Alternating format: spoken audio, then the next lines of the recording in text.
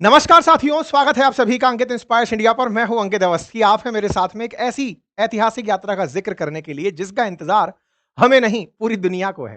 चर्चा है पुतिन साहब की। व्लादिमीर पुतिन साहब भारत आ रहे हैं। दिसंबर के प्रथम सप्ताह में ही भारत पधार रहे हैं। ऐसे में इनका आगमन हमारे लिए तो बहुत अच्छी बात है, लेकिन हमारे लिए जितनी अच्छी है उससे ज्यादा कई और देशों के लिए चिंता का विषय है।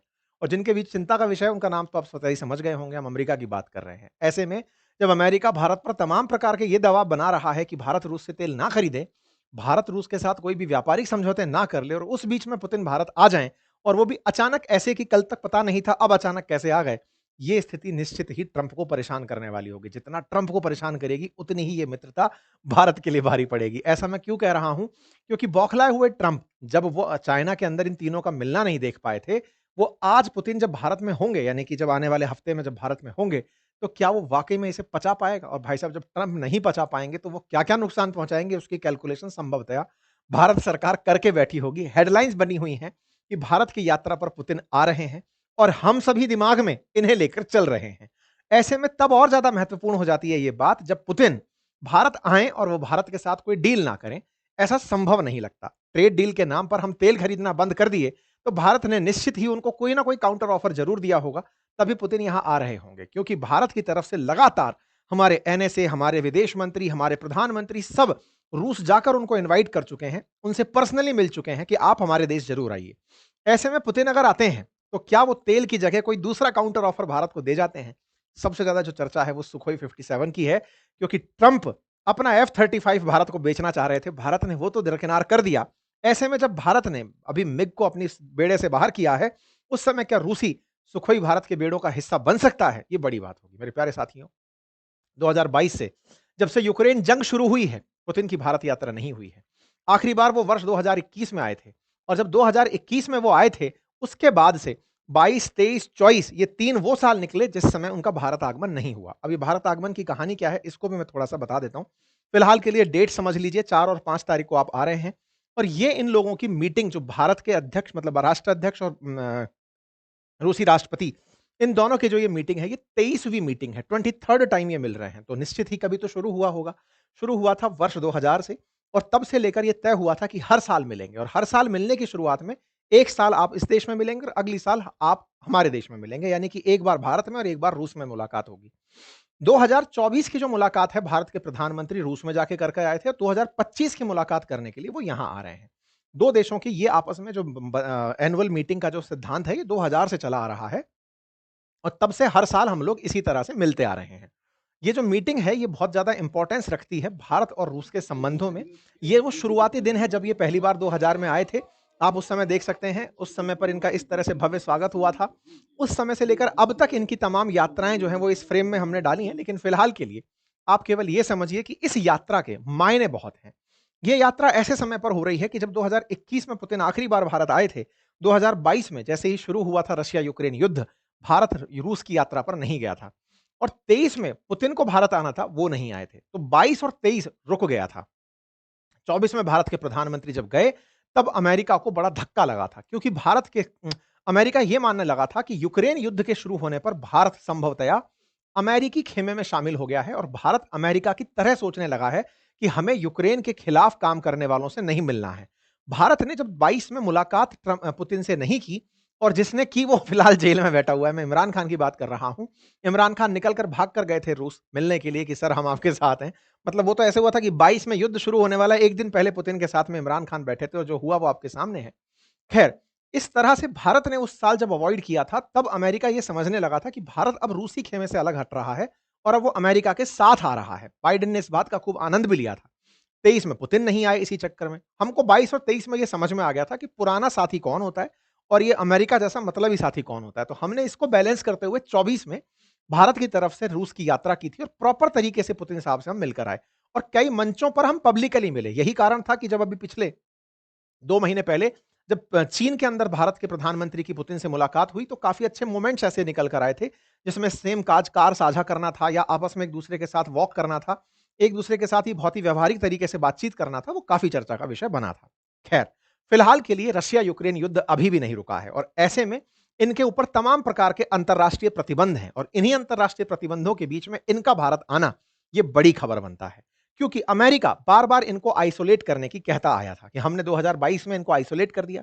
भारत जब नहीं गया, यानी कि भारत के प्रधानमंत्री जब यात्रा पर नहीं गए, तो इन्हें लगने लगा था कि हमने तो उन्हें प्रॉपर तरीके से आइसोलेट कर दिया है। लेकिन पुतिन को जब पता चला कि बाइडेन ये चालाकी चल रहे हैं कि पुतिन कहीं ना जाएँ, क्योंकि आईसीसी का फैसला आ रखा है इनके खिलाफ, दुनिया इनके आने से डर रही है कि कहीं अमेरिका नाराज ना हो जाए। पुतिन ने खुद ही 2024 में अपना हवाई जहाज बाहर निकाला, दुनिया के कई देशों की यात्रा कर डाली कि ये पकड़ो, तुमको जहां लगता है मैं अपने लोगों से मिलने चला जाऊंगा। और उन्हीं मुलाकातों में भारत के प्रधानमंत्री से भी इनकी मुलाकातें हुई थी।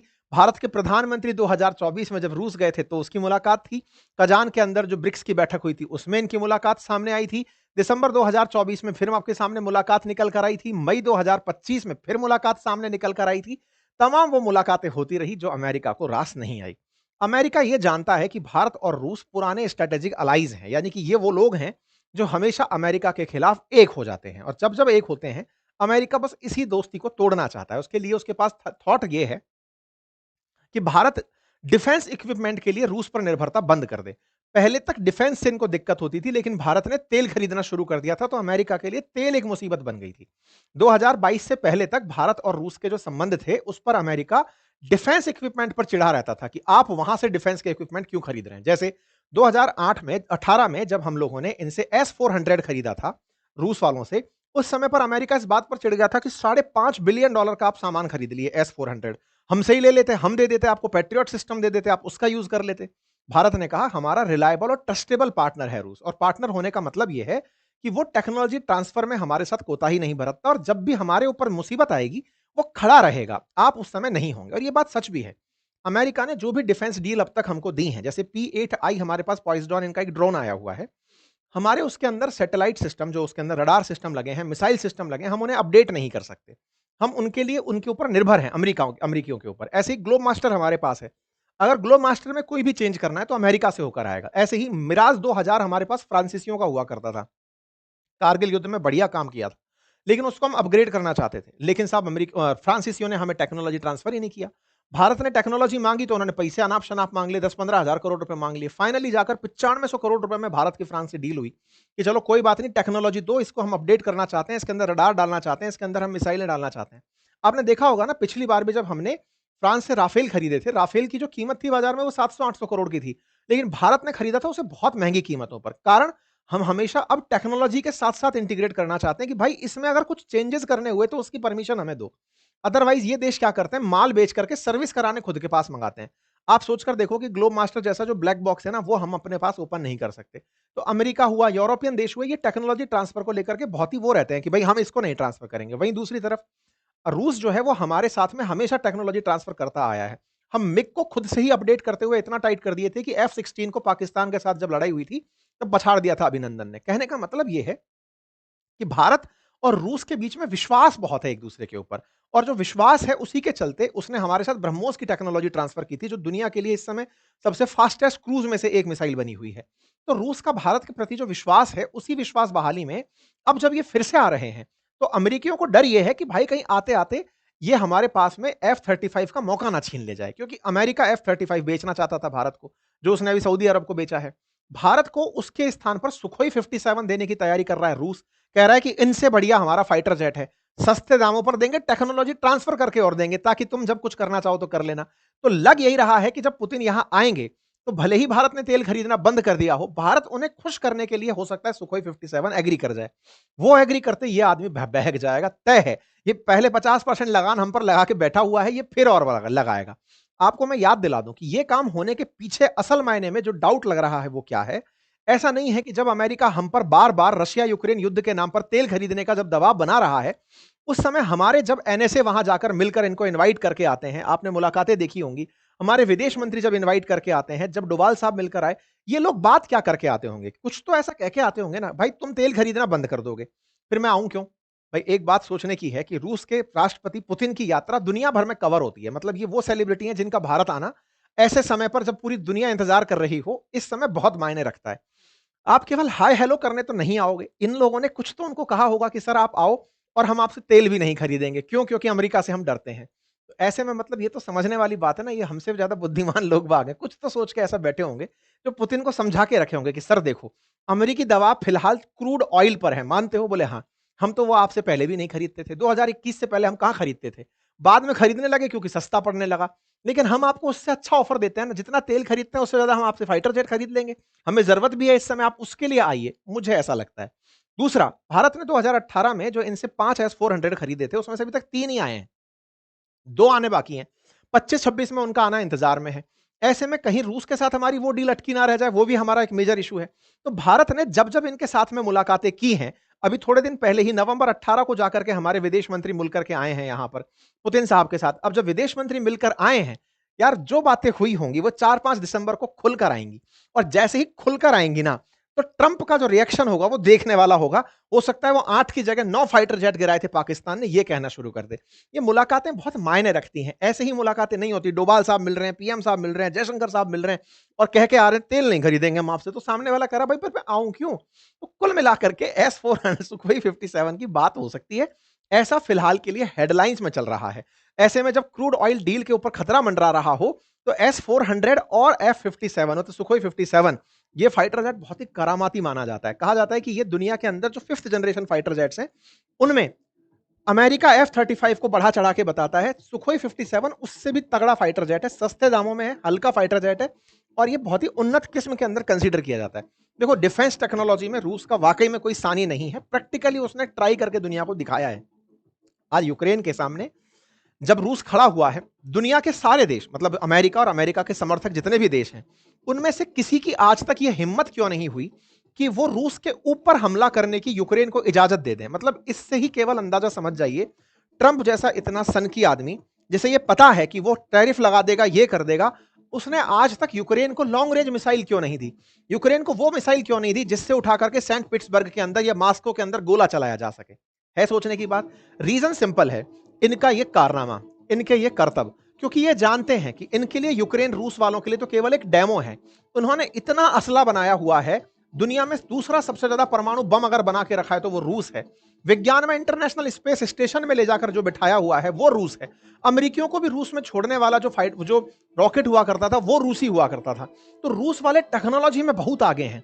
ऐसे में इनको डर ये रहता है कि अगर गलती से हमने कोई भी ऐसा कदम उठा लिया कि रूस का मार हम पर पड़ गया। अभी कल परसों पुतिन साहब बोले कि मैं यूरोपियंस को नहीं मारूंगा, अभी मेरा प्लानिंग नहीं है। अगर आप लोग ये सोच रहे हैं कि जेलेंस्की डराए पड़े हैं आपको कि वो अगला टारगेट यूरोप को बनाएंगे, अगला टारगेट, बोले नहीं, मेरा टारगेट नहीं हो तुम लोग। मेरा इसके साथ है कि यूएसएसआर का एकीकरण हो। मतलब वो इंटरनली ये सोचते हैं कि पुराना वाला सोवियत रूस वापस आए जो टूटकर 15 देशों में बढ़ गया था। तो रूस यूक्रेन के साथ में वो वाला एंगल सोचता है। लेकिन सोचने वाली बात है कि अमेरिका आज तक या दुनिया का कोई भी देश यूक्रेन को लॉन्ग रेंज मिसाइल क्यों नहीं दिया? बार बार उसको क्या देते हैं ये लोग कि तुम्हारी आत्मरक्षा तो कर लो, लेकिन हमला नहीं करोगे। हमला नहीं करोगे तो मतलब समझ रहे हो आप, ये डर है। डर है कि कहीं वो हम पर हमला ना कर दे। रूस बार बार सबको धमका के यही चलता है कि हम पर अगर कोई हमला हुआ, खतरे में काउंट किया जाएगा। तो ऐसे में भारत के साथ में अगर सुखोई 57 आया और टेक्नोलॉजी ट्रांसफर हुआ, तो ये उसकी दम का नजारा होगा जो रूसी वाले लोग अपने अंदर दम लेके बैठते हैं कि हाँ भाई चलो, भारत के पास भी अब वही टेक्नोलॉजी है और टेक्नोलॉजी ट्रांसफर है।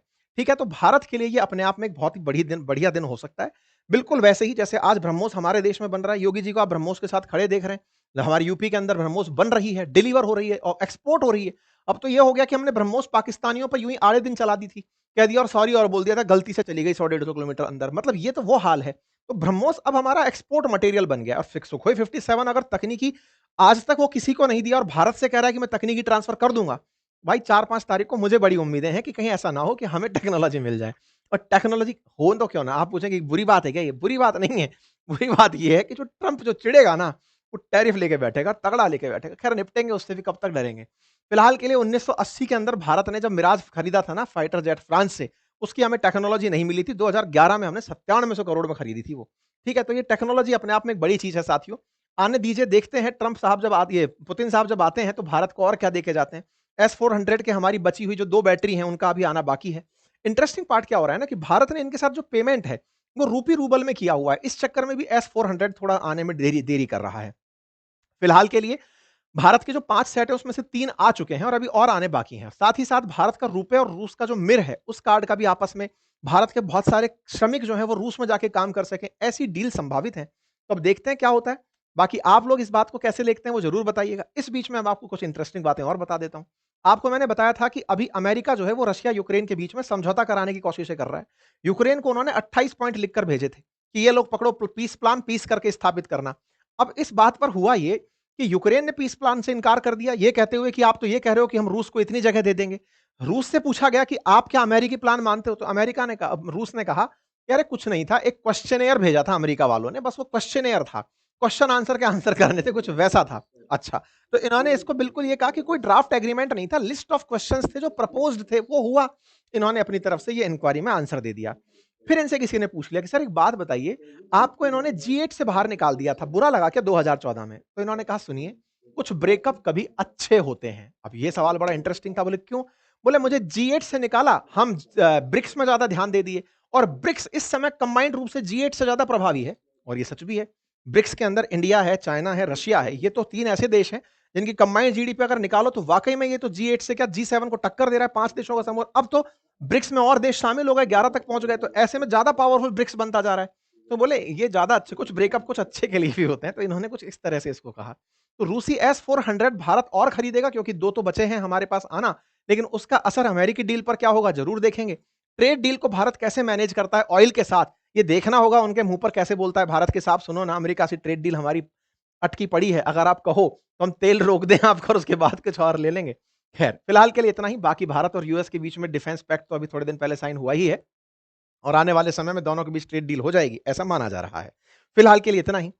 आपकी जो भी प्रतिक्रियाएं हैं कमेंट बॉक्स में जरूर बताइए। चैनल पर नए हैं तो सब्सक्राइब करिए। साथियों जनरली आप ये सेशन मेरे रिकॉर्डेड फॉर्म में देखते हैं। अब लाइव के रूप में अगर आप मुझसे बातचीत करना चाहते हैं, आपके कुछ कमेंट्स अगर आप मेरे सामने रखना चाहते हैं, बातचीत करना चाहते हैं, तो आजकल हर रविवार शाम 8:30 बजे, 9:30 बजे, रात 9:30 बजे मैं आपके सामने आता हूं। लाइव प्रेजेंट होता हूं एकदम टक से।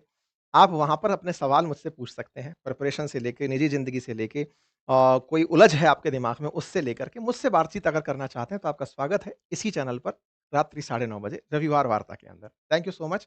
और हाँ, हमारी मंथ एंड सेल चल रही है, उसका लाभ ले लीजिए बातें बाजार की एप्लीकेशन पर और अपनी पाठशाला एप्लीकेशन पर। सारे कोर्सेज पर बहुत तगड़ा ऑफर चल रहा है। Thank you so much.